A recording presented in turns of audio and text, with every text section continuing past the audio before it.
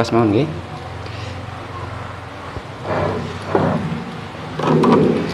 Assalamualaikum warahmatullahi wabarakatuh.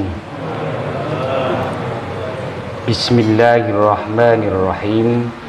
Alhamdulillahil qadimil awwali al-akhiril baqi bila tahawuli, summa salatu wassalamu sarmata ala nabi khairi man qad wakhada wa alihi wa sahbihi wa man tabi'a sabila dinil haqqi ghairu mubtadi'a. Fa ba'du.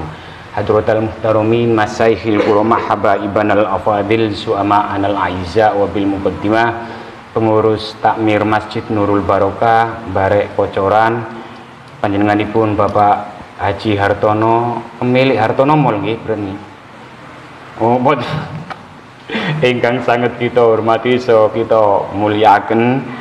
Tak lupa remaja Masjid Nurul Barokah, panitia Ramadan 1442 Hijriah, hadirin wal hadirat, bapak ibu-ibu baik yang sudah bil maskerin wal maskerat, semua yang kami hormati dan yang kami banggakan. Alhamdulillah, pertama-tama marilah kita mengucapkan rasa syukur kehadirat Allah Subhanahu wa taala, di mana pada kesempatan malam ini kita bisa hadir pertama untuk melaksanakan sholat isya secara berjamaah, yang insya Allah dilanjutkan secara istiqomah melaksanakan ibadah sholat taraweh.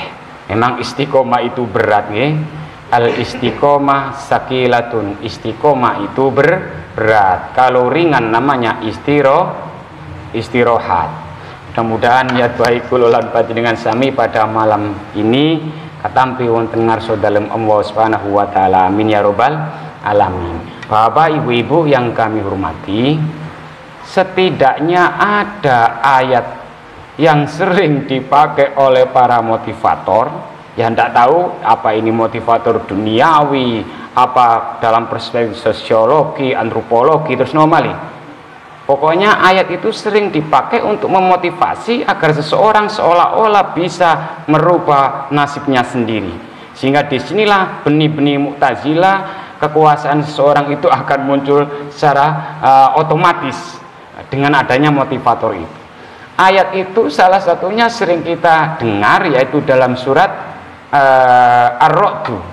Surat Ar-Ra'd niku surat yang paling cespleng napa? Dipakai untuk membacakan orang yang meninggalnya angel. Mboten Yasin, tapi dalam kitab I'anatul Thalibin Syarah Fathul Muin, ayat yang paling manjur, untuk surat yang paling manjur dibacakan untuk orang yang sedang nazak, yaitu surat ke-13, yaitu surat Ar-Ra'd, surat ke-13, juznya juga 13. Nah, ayat yang sering dipakai oleh para motivator itu juga surat ke-13, yakni surat Ar-Ra'd, ayat berapa tadi? 11, yang berbunyi, monggo bareng-bareng, innallaha, monggo, ma'as sabirin. Sanes niku, niku hafalan sering kita pakai nggih, bahwa kalau kita sanes niku, ayatnya niku sering kita dengar karena sering dipakai oleh para motivator, yaitu innallaha la yughayyiru ma biqaumin hatta yughayyiru ma bi anfusihim. Coba jenengan cek sambil ngecek yang bawa Android, terutama di Al-Qur'an terjemahan. Itu diartikan sesungguhnya Allah Subhanahu wa taala tidak merubah nasib suatu kaum atau seseorang. Kata yughayyiru ma bi anfusihim, sehingga seseorang itu bisa atau mau merubah nasibnya sendiri. Ngeten niki salah, Pak. Kalau saya boleh menilai, salah. Karena yang dipakai itu dalam perspektif motivator, bukan dalam tinjauan ulama tafsir. Jadi coba kita renungi bersama kembali. Sesungguhnya Allah Subhanahu wa ta'ala tidak akan merubah nasib seseorang sehingga seseorang itu merubah nasibnya sendiri. Kan seolah ini ada keangkuhan potensi diri, bahwa seseorang bisa mengalahkan, bahkan bisa merubah, bahkan melawan takdir Tuhan. Kalau itu diartikan bahwa nasib seseorang itu bisa dirubah dengan nasibnya sendiri. Berapa orang yang sudah mau merubah nasibnya sendiri? Direwangi P7. Napa niku? Dalam mencari rezeki P7. Napa P7? Pergi, pagi, pulang, petang, penghasilan pas-pasan. Istrinya direwangi D7, duduk diam di rumah, duit datang dengan deras, tapi nasibnya tetap begitu. Nah, yang benar apa, Pak? Tafsir yang seperti para motivator sampaikan dalam penerjemahan itu salah. Yang benar begini, innallaha la yughayyiru ma biqaumin. Sesungguhnya Allah tidak akan merubah kenikmatan. Jadi ma di situ ulama tafsir termasuk Tobari menjelaskan bahwa ma di situ adalah yazilu, hilangnya nikmatin wa afiyah, kenikmatan dan kewarasan. Afiyah itu sehat badan. Sekarang gini aja logikanya, jenengan waktu lahir bayirin sehat mboten? Biar gampang cara memahami, sehat mboten waktu lahir? Belum membawa penyakit napa? Rematik, nomale, asam urat, terus malih kolesterol, ngoten lho. Awalnya badan kita sehat, tapi kita menjadi kolesterol, rematik, asam urat, migrain. Itu dipengaruhi dari konsumsi makanan kita sendiri yang tidak teratur, sehingga hatta yughayyiru ma bi anfusihim, sehingga kenikmatan yang berupa kewarasan kesehatan itu akan hilang sebab cara mengkonsumsi makanan seseorang. Indonesia ini pada awalnya makmur, gitu. Gimana kalau panjenengan rin mendengar Indonesia ini gemah, nomali, ripa, nomali, loh, jinawi, cukul, sarwo, tinandur, samubarang, sarwo ono. Apa yang kita butuhkan terpenuhi. Lawang tongkat ada diencepkan, kok diencepkan? Diencepkan itu apa? Ditan tumbuh menjadi pohon yang rindang, sehingga Abu Rafi dari Arab Saudi mengatakan, saya khawatir orang Indonesia sudah tidak tertarik lagi untuk masuk surga karena keindahan yang gambaran surga yang ada dalam Al-Quran hampir mirip yang ada dalam negara Indonesia. Tapi bencana bertubi-tubi, mulai banjir, tanah longsor. Banjir itu tidak hanya mengenal sopo pemimpinnya. Jadi kan awalnya nggak pernah banjir. Banjirnya ini gara-gara sebab kenikmatan yang nggak pernah banjir itu menjadi banjir, dirubah manusianya sendiri.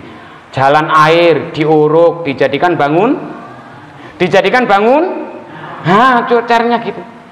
Sehingga sebagaimana hadis dari Ummu Salamah, sahabat bertanya, ya Rasulullah, anuhliku wa finas solihun, apa mungkin saya dihancurkan, saya disiksa, saya diazab wa finas solihun, padahal kami dalam kondisi, dalam berstatus menjadi orang-orang yang soleh.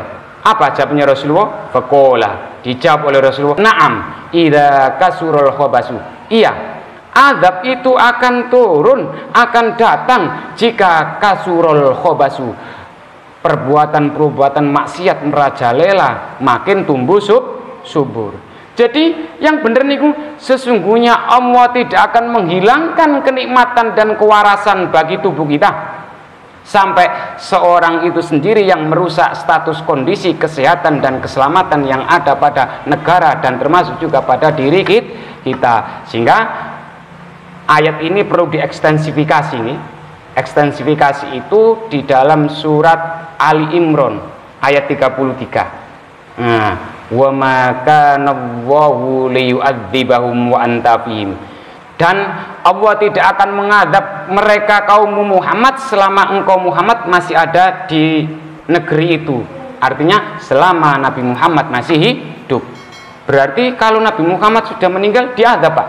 Mboten ngoten. Suatu negara, kaum, wilayah, tempat, desa tidak akan diazab oleh Allah selama nilai-nilai ketauhidan ajaran baginda Rasulullah Muhammad Sallallahu Alaihi Wasallam masih dilestarikan, masih dihidupkan. Rasulullah sekarang sudah meninggal, berarti ajaran-ajaran Muhammad harus ditegakkan, dilestarikanlah, dihidup-hidupkan kembali. wa ma kana Allahu mu'adzibahum wa hum yastaghfirun, dan Allah tidak akan mengadab mereka Muhammad selagi mereka sering-sering mohon ampun. Nek teng mriki lali wingi habis salat, setiap salat membaca doa boten niki, asyhadu an la ilaha illallah, boten astaghfirullah, as'alukal jannata wa a'udzu bika minan nar, Allahumma innaka 'afuwun tuhibbul 'afwa fa'fu anni. Niku harus dibaca, harus dalam tanda kutip, kalau enggak sah. Meskipun doa itu adalah doanya atas permintaan Aisyah kepada Rasulullah, doa apa bisa saya bertemu dengan Lailatul Qadar, doanya niku. Tapi dibaca sejak awal boten nopo, sehingga dikembalikan lagi pada ayat itu. Ada dua ciri khas suatu negara, bangsa, kaum, wilayah tidak akan kena azab, dan kenikmatan kesehatan itu tidak akan dihilangkan selama yang pertama masih melestarikan, menghidupkan sunnah baginda Rasulullah Muhammad Sallallahu Alaihi Wasallam, dan mereka sering memohon minta ampunan. Kami kira cukup, mudah-mudahan ada manfaatnya, kurang lebihnya mohon maaf. Wallahul muwaffiq ila aqwamit thoriq. Assalamualaikum warahmatullahi wabarakatuh.